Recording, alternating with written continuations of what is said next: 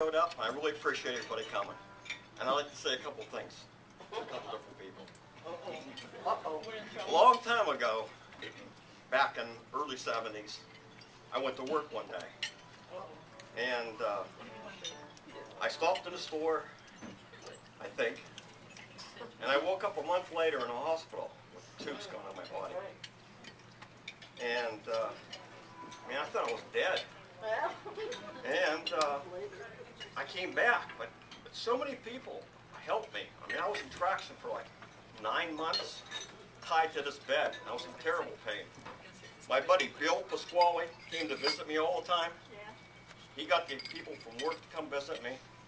That was a godsend. It made a big difference in my life. And my relatives. My Aunt Pearl was not here. She came in and she was flamboyant. I loved it.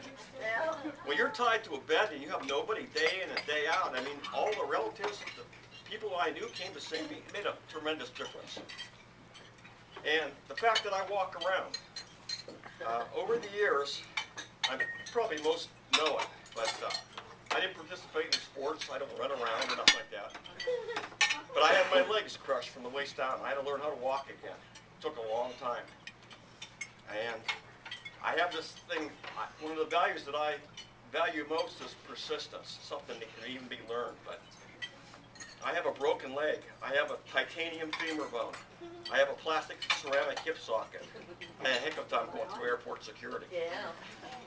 And thanks to my wife, I've had all these operations. I have a cow valve, replaced my aortic valve, and she made it all possible. I just had my eyes fixed. I can see a lot better. We have the droopy eyelids in our family. But when I was young, I got a scholarship in engineering at Youngstown State University, in part thanks to my parents.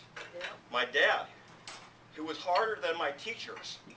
I used to write reports. My dad used to redline them. He was more critical of my work than my teachers were. So if it passed with my dad, it was easy in school. I was good in literature, not even that I wanted to be, but because my dad did that. And my mother has the drive. I probably got a little bit of the assistance from her. She was always president of something, and and she forced me to talk to people. She forced me to do things. And over a period of time, that made a difference. I was lucky to have a good job. I had a job that I liked at GE for a number of years. Job at W&J I liked. I worked in nice places.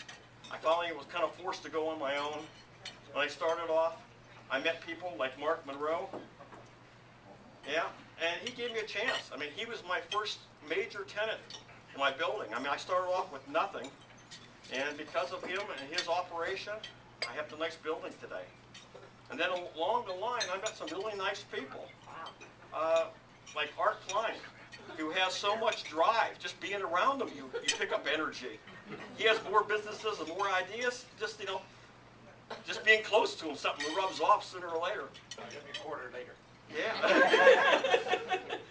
There's always something going on. I met some outstanding people all the way down the line. And Bob, who's helped some of my ideas, Penza, Bob Himes, did a lot of things with me. We did lines and all the plumbing repairs, and he worked with me. Some of my ideas maybe were kind of stupid, but maybe they panned out. But people, they helped me along the line there. And the Penza family, I've known his dad, and then his brothers, and Bob especially, because Bob has made so many signs for me and lettered so many things. He always made me look good. The trucks look good, the signs look good, literature. It was a big thing for me. And I really appreciate all that. And I'll say the value of persistence. You get up every day, you try again. And I've had luck in business, but it wasn't the fact that I was handed to me, or I just got lucky in one thing. It was just day in and day out. You fail, you fail. I did a lot of dumb things in my life. I bought a lot of properties that were dumb. I did some projects that were dumb. But I did so many of them, they panned out. You learn by your mistakes. And I was surrounded by really good people. I had good advice. Like Paul Hendricks. I've talked to him many times. And I found out, things. rely sometimes on his experience. And he's very knowledgeable in that. I was really blessed with an accountant. I have an accountant for the last 15, 20 years who is about the best in the world. It was always like, when I've had trouble with my other accountant, it was always, well, we'll check it with Marilyn. Well, Marilyn has, over the years, allowed me to achieve my goals.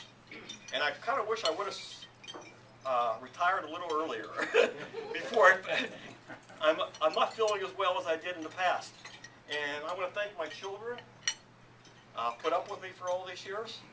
I know there was many late nights on some electrical jobs. There's like, we used to play this game, like, what time is it? And I swear I thought it was like 12 o'clock, and it was actually 3 or 4 in the morning, you know. But we finished the jobs. And our family did some things that were unheard of. I mean, some people went out and they went on family trips. We rewired Spark and Chevrolet on the weekend before the union caught word of it. And we did a lot of little jobs like that. And over a period of time, it helped us out and made a difference. And persistence, I hope I pass it on to my children. You know, you try every day. You get up, you try it. You complete the assignment, you complete the job. And it makes, in the end, it works out. And I'd like to thank everybody who showed up today. And I know everybody here, which is unusual at a doing, you know. And I hope some of my dumb ideas, you know, didn't embarrass anybody or, you know. I mean, I had good intentions most of the time. And my wife reminds me of a lot of things. You know, I don't remember a lot of this stuff. She is over there. A lot of things kind of roll off of me. And a lot of things she tells me, and I'm like, you know, I really don't remember that. So if anything bad happened between any of us, I probably don't remember it. So let it slide, you know. So thank you very much for all coming out.